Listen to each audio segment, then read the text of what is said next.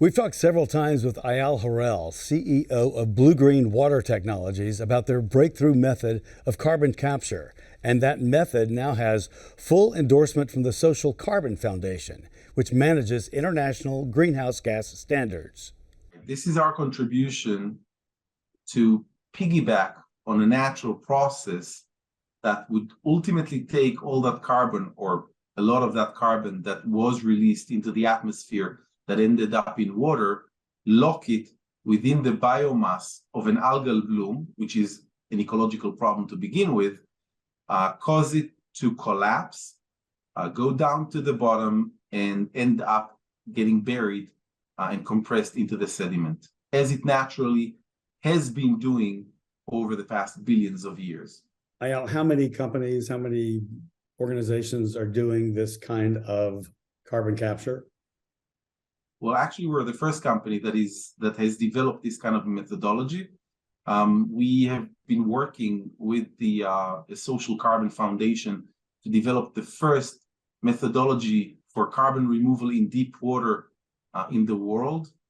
So this is actually going to be the first effort to harness water being a natural regulator of carbon, and the natural occurrence, a natural phenomenon of harmful algal blooms that are able to uptake fantastic quantities of carbon and eliminate with one stroke both the problem of a toxic bloom, which is an ecological problem, as well as remove from the atmosphere fantastic quantities of carbon. And so we're taking that medium of an extremely efficient microorganism, using it to grab all that carbon that it can grab, and then triggering a self-destruct mechanism within those organisms that will cause them to lock in the carbon and send it to the bottom of the ocean or the lake, where it will in part bury and eliminate that portion of carbon away from the greenhouse gas equation in the world.